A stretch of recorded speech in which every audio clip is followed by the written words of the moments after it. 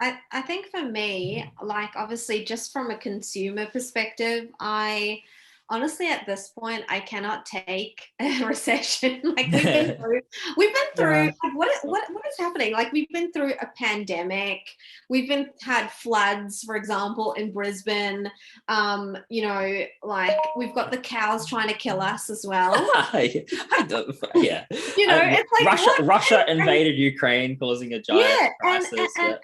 and now like food prices have skyrocketed, petrol's so expensive, the cost of living is just so crazy. I really feel empathy for people who are lower income earners, because those are the people who are going to be forced into poverty, if we do hit a recession. Just even, apart from having a business, obviously in terms of having a business, your business essentially then struggles. But wasn't one of the politicians talking about the fact that we need to stop spending, or we need to spend less in order to reverse inflation? Have you guys heard that in the news? Yeah, so No, what's that about?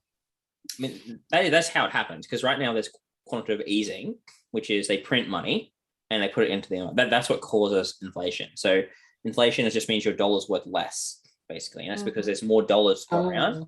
And so that's when they do quantitative easing. They print money to pay bills and to basically pay off debt, but that reduces the overall everyone's overall spending power in general. Yeah, and I mean it's a catch-22, because businesses are recovering from the pandemic, particularly restaurants and retail type businesses, and then they're telling consumers to spend less, but you're spending more. It's like catch-22, because you're spending more because everything is so much more expensive. So I mean, I really hope that we don't go into a recession. Yeah, I definitely can feel the effects already, especially with like petrol, just like even basic groceries, like vegetables are hard to find. But at the same time, I don't know, maybe if I'm just like detached from it because I don't like have a family and like a mortgage, and I'm kind of like, it's fine. Like, the world, okay. Like, what's that meme with the person sitting in the house is all on fire? Yeah, I'm like, you're like, the world beautiful and fine. I do know this is a little bit more expensive, but like, I guess it's okay. Petrol prices actually shock me, because like I don't go get petrol very often because I don't travel anywhere. But I went and got petrol the other day. I'm like, actually, this is quite expensive. This is a lot more than I got last time. So I think this is going to be a really, if there is a recession or whatever happens in the future, if there is a massive decline, it's going to be pretty scary, because a lot of businesses are recovering still and they haven't fully recovered, and they're trying to catch up, and this is going to be like a real double whammy, because a lot of them really struggled through COVID, and then going out of COVID straight into something like this, it's really hard. But on the other hand, I was watching a video the other day on it, and apparently that like overall businesses, like bigger businesses like that, have a lot more cash on hand than they ever have had. So they got really, really big coffers, and they're also hiring more people, because almost every other recession, or like as you watch the recession go down, people hire less people and they start firing people and having layoffs. And that's what causes a big recession, because people lose their job, therefore they can't spend as much money, therefore businesses don't make much money, and that means they have to fire more people, and you end up in this like sort of death cycle with it. So it's going to be interesting to see if this does happen, whether it's not smaller businesses, because I think they are going to get destroyed, to be honest, if this happens, and they're really it's going to suck. But bigger businesses might decide to just ride it out and have enough money to pay and just hire more people, and sort of basically just ride out. They'll take the losses and then hope that they can get to the other end of it before they can do it. So it might end up hopefully easing the pressure a fair bit if it does happen. But yeah, well, I'm also hoping that this does not happen, because it's going to hurt a lot of people. But it wouldn't surprise me if it does happen. All of the signs are pointing towards something something not Yeah, going super and great. COVID is just relentless. Like it's just has it not ruined enough lives? I feel like we were just sort of getting to a phase where we weren't really hearing about it in the news. Like it was quieting down, and now it's like every time at 6 o'clock news, I don't want to turn the news on anymore because it's just COVID, and I'm so tired of it. Like they want to frighten us to live in caves or something and not to go out Seriously. anymore. So I don't actually watch I don't actually have TV where I am. I haven't had TV for I'm not getting another. I haven't had TV for like 4 years though. Like, Oh wow. So good. so I don't listen to the news. So I always find it interesting, like talking to everyone. They're like, oh, this thing's have good news. I'm so detached from all of it, like, because I pick the stuff that I really need to know, but then everything else I just feel like it's all noise. But I feel like a lot of news channels these days are just there to sell views. They're not really there to inform, or even a lot of the stuff they say is either politically motivated or trying to get a response or something. It's not just in educating or informing people anymore. I think it's trying to become more entertainment than just a news channel. And I don't know. I just find it, I don't like it. I don't like it at all. Yeah, same. It's just, the news is very contrived. I feel like, and I think during the pandemic, like a lot of people have lost trust in the media, Yeah, rightfully so. Yes. Yeah. I think it's going to become, it could even be, media could end up like we're talking about with marketing, where like I get a lot of my news when I'm talking, I actually go to certain YouTube channels and I actually go to them instead of news channels. So I'm actually, I wouldn't surprise me if news itself changes and it goes more to I trust this individual person to tell me what's right, rather than going to a corporation that's just there to try to make money. So it could end up flipping the other way around as well. Have you guys actually heard of a platform called Rumble? Have you heard of Rumble? Oh.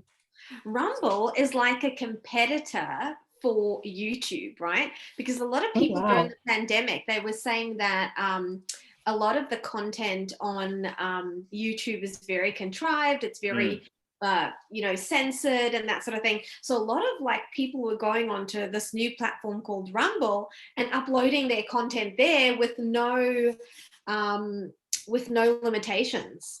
Yeah, the algorithm ties into what you're saying, Zach, with the media, because that American thought leader, I think I shared it with you.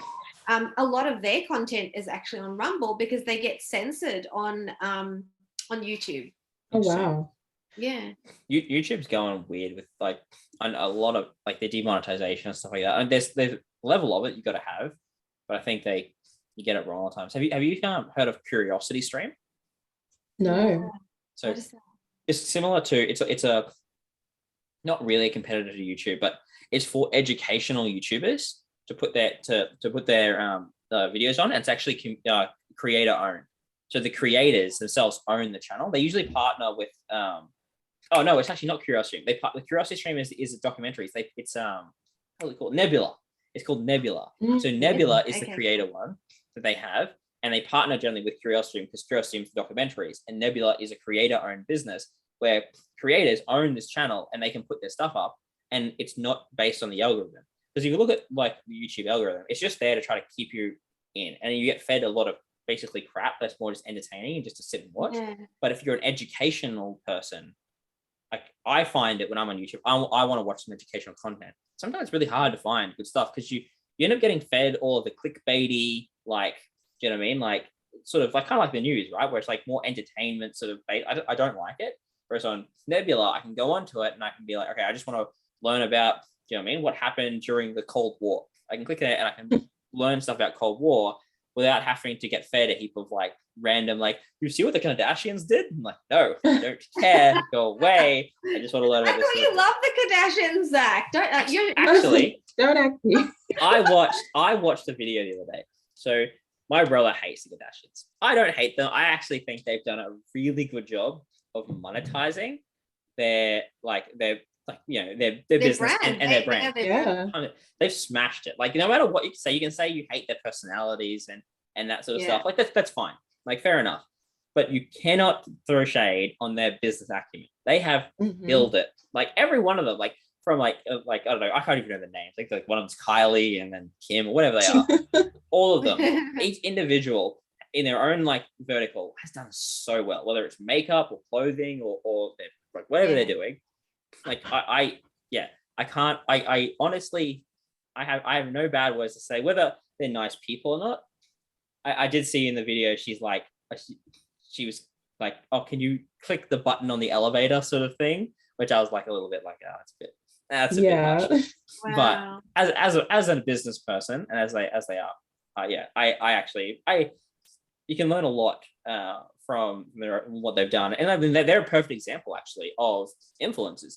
That's their entire thing is influence. And they've created brands around those influencers. And now they're billionaires. Like that's not a small feat. They've literally created actual businesses around being an influencer and being a brand. Like even actually look at people like The Rock is creating his own brands around himself.